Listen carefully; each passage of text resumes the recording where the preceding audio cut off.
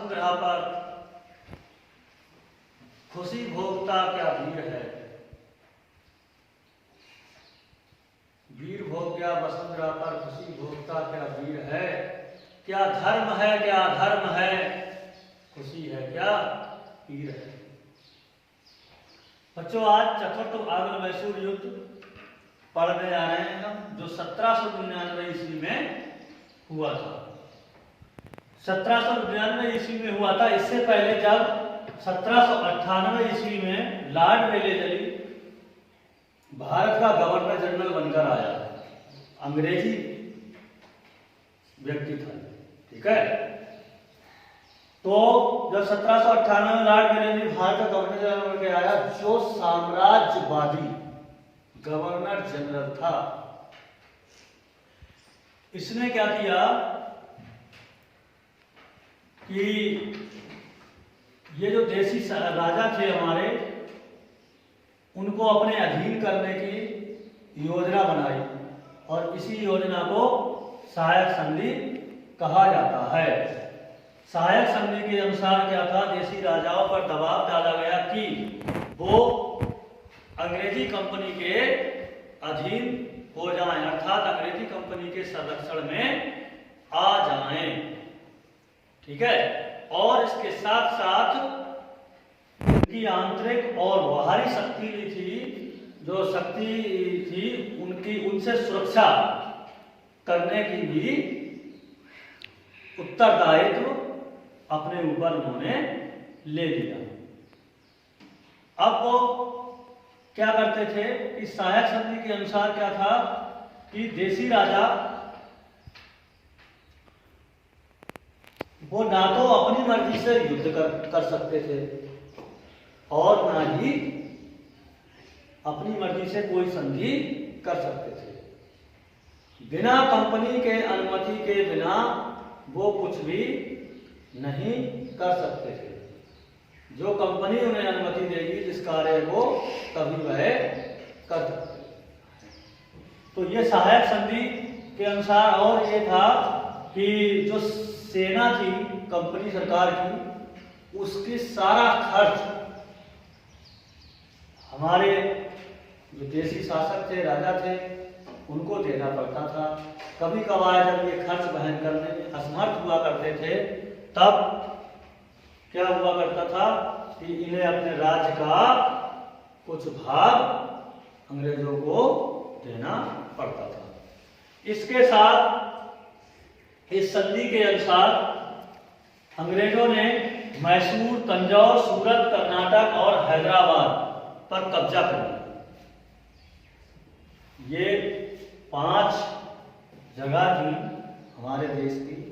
इन 5 जगहों पर क्या कर लिया इन्होंने, कब्जा कर लिया। तो ये थी लॉर्ड वेलेजली की सहायक संधि।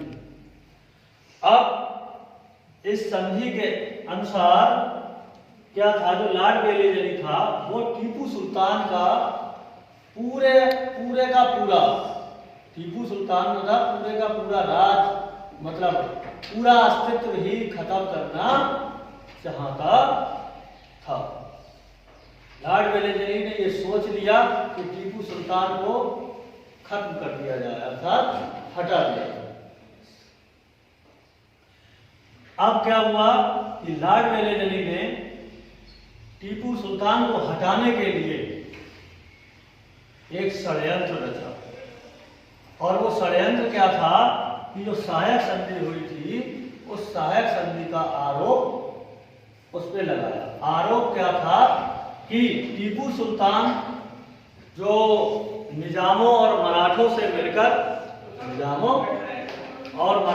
मिलकर तथा देसी राजाओं से मिलकर क्या कर रहा था, अंग्रेजों के खिलाफ मोर्चा खड़ा कर रहा था।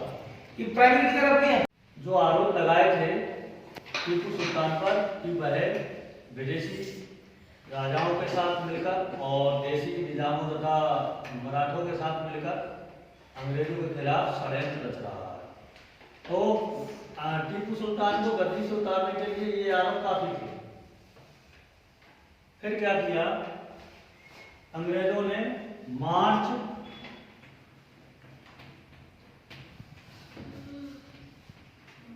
1799 में,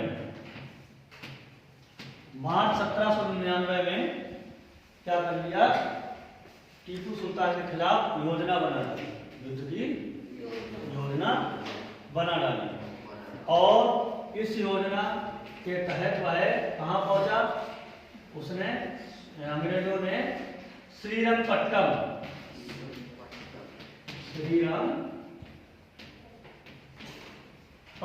के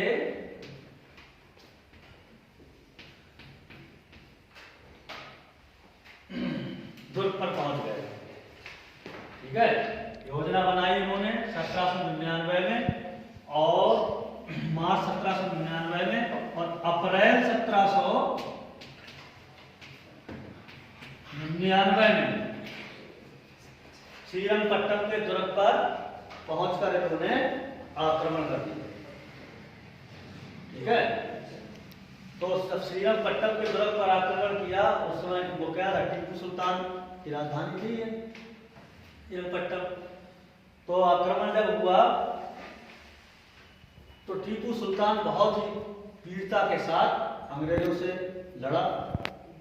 उसने अंग्रेजों से बहुत वीरता के साथ युद्ध किया और इस युद्ध में वह लड़ते लड़ते श्रीरंगपट्टम के दुर्ग के द्वार पर वीरगति को प्राप्त हो। अर्थात 1799 में टीपू सुल्तान की मृत्यु हो गई, अंग्रेजों ने उसे मार दिया और श्रीरंगपट्टम के दुर्ग पर अंग्रेजों ने कब्जा कर लिया। तो हमारे जो दक्षिण भारत का इतिहास है, दक्षिण भारत के इतिहास में टीपू सुल्तान का स्थान जो है बहुत ही महत्वपूर्ण है, क्योंकि टीपू सुल्तान का एक सिद्धांत था, एक ही युक्ति थी कि वो क्या थी युक्ति, कि शेर की तरह एक दिन जीना बेहतर है और भेड़ों की तरह लंबी जिंदगी जीना बेहतर नहीं है, अच्छा नहीं है। तो इसी युक्ति के साथ वह श्रीरंगपट्टम के द्वार पर उसने अपनी वह वीरगति को प्राप्त हो गया। और इस प्रकार से अंग्रेजों ने 1799 में चतुर्थ आंग्ल मैसूर युद्ध में श्रीरंगपट्टम अपने कब्जे में कर लिया। ठीक है, समझ गए, ये था चतुर्थ आंग्ल मैसूर